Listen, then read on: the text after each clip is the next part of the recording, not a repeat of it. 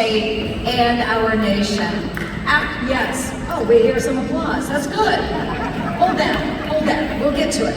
After Biden's disastrous withdrawal from Afghanistan, this gentleman helped evacuate thousands of Americans and our allies left behind under the Taliban rule. He's a pragmatic problem solver who always puts Iowa first.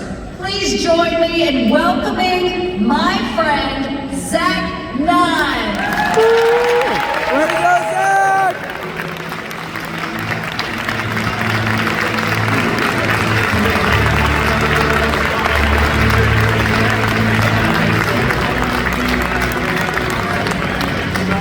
Well, good morning, friends, and thank you, particularly for those who went out on those bikes this morning. You had a beautiful day to get started, and you are bringing what is best about Iowa. Look, we are here to honor Senator Joni Ernst.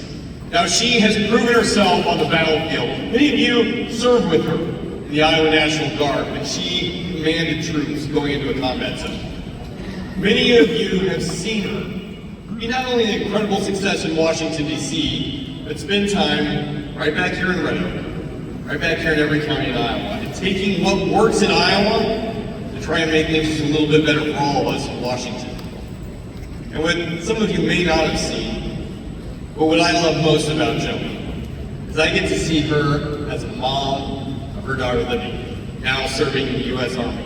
Her husband, also serving in the U.S. Army. And ultimately, I get to see Joni as one of the best grandmothers that you're ever going to meet with that little one they've got down in Georgia. Now, we get to work with an incredible team in Washington, D.C., and I am so honored to be the freshman on this dais, but working with just an incredible group in Congress and also in the Senate. Now, back in my day, I got to start off working for a young man named Senator Chuck Grassley. I was an intern and then became a legend in his office. But the thing about Grassley is he embodies what hard work means in Iowa. And most recently, he was challenged by another Army member in the Senate to a push-up contest. The little gentleman you may know as Tom Cotton. And those two went at it. By the end of it, Tom said, Chuck, man, after that many push-ups, I'm kind of tired. How are you feeling? And God bless Chuck Grassley. His response is, well, not too bad. I already did a couple dozen this morning. This is what it means to be part of an incredible team.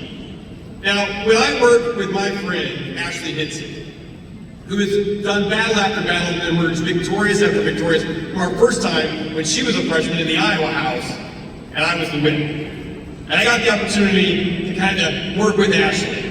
And by the end of that conversation, friends, I said, you need to be the person who's mentoring this freshman group. And she has done that every single time. In my time in the Iowa House, we got to work together on things that really made an impact. And I look at my fellow legislators today. Iowa sets the standard for success for our country. And with six members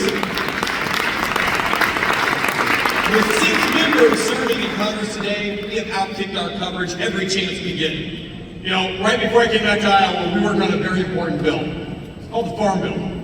Most folks here in Iowa know it real well. We do it once every 5 years. And we got folks on both sides of the aisle who want more and more for things that take away from farmers. Our ability to support young and beginning farmers, one of the policies we were able to get into. Our ability to grow farm communities so they can last for generations like my families have, for the next generation. And we've been able to be successful on that. In fact, we were able to get 17 of our top priorities, more than any other state, into this year's Farm Bill and get it passed. Iowa, raise your boots, because we are outkicking our coverage every day. We're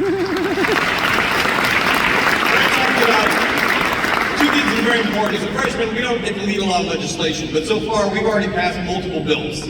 We've been able to get through the House bills that help families.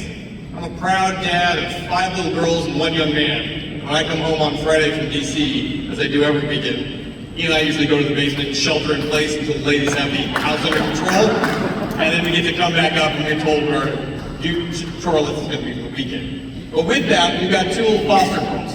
We have made it better here in Iowa to be able to foster to adopt.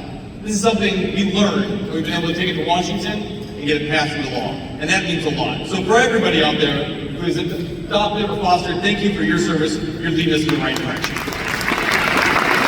That's what it means to be full-family, full-life. The next bill we took on was affordable housing. And I want to look to our governor. Governor Reynolds joined with me in Greenfield after a horrific E4 tornado swept through that community, destroyed hundreds of homes, put people out of work, destroyed their very way of life, and tragically took too many Iowans' lives. But the reality is that we were able to work together to make sure that big agencies like the Department of Ag reinvest the opportunity to build affordable housing in places like Iowa, not just in big cities like Chicago. There's a place here so the first-time home buyer, a transitioning homeowner, or somebody who may be moving off the farm and wants to find a place to be able to live and call Iowa home forever, can afford that first house, particularly in rural communities. We got that through the House, we got it through the Senate, we got it signed into law in 30 days.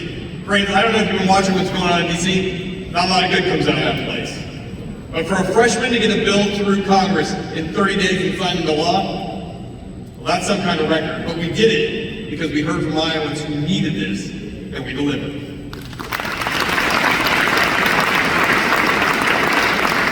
Those are the good things, but there's a lot of hardship in front of us. I went down to the southern border.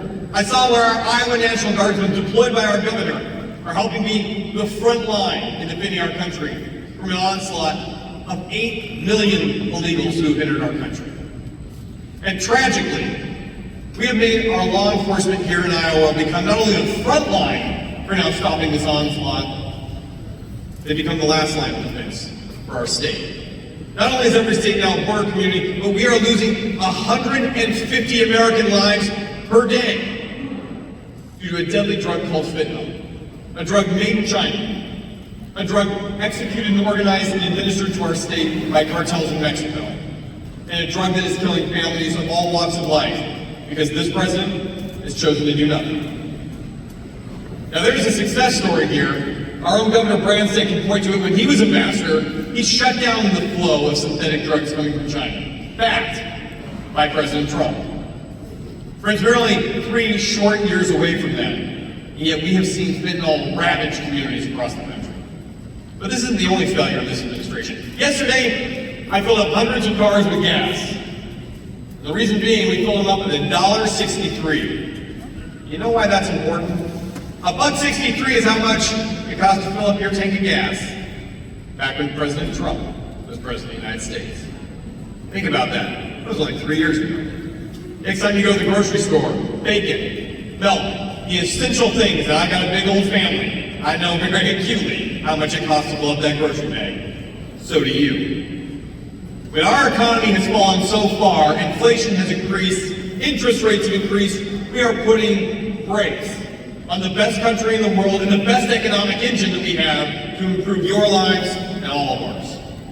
So friends, this November, we have a clear choice. Do you want a better economy? Do you want a secure border? Yes! Do you want adversaries that look at the United States not as a country to be taken advantage of, but look to us as a force for good around the world? Force for good around the And do world. you want a country where you can be proud, not only to salute the flag, but to know that you've got a president and a government that have your back, won't come after your back? I think we all do. So to give that, my friends, I'd like to highlight here, we have important races in this state. They start from the county supervisor to the House of Representatives, the Iowa Senate. And we've got 4 very important races here at the congressional level. Now, as was noted by my friend Mr. Coffey, a good man who's been leading this state, the only way the Democrats have when they know that they've lost to President Trump is to try and take back the House. So on day 1, they can impeach him. So that on day 2, they can try to impeach him. And so that on day 3 and forevermore, they will just try to impeach him, because that's the only thing, as we've seen this week, that the Democrats have in their playbook. But we draw the line here in Iowa. We have the ability not only to get a majority in the House, the Senate, and win back the White House. This race in Des Moines, Iowa 3, has been ranked as one of the most competitive races in the country. We have an opponent who's raised millions, and they're going to spend a lot of out-of-state California and New York money here in Iowa. And candidly, That buys a lot of TV time in Iowa.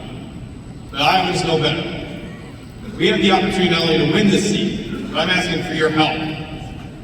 Make sure that we have a majority across the board. Because when we control all three, the opportunities that I just highlighted to bring the best of Iowa to the nation, we get the opportunity to do. So with that, guys, I'm asking for your help, for Joni to become a chairman, for Senator Grassley to continue to hold the Supreme Court in our favor, and ultimately, for folks like Ashley and myself to get to do more hard work for Iowa, starting right now. Primaries on Tuesday, elections in November. It's up for us to win it for our country. Thank you so much.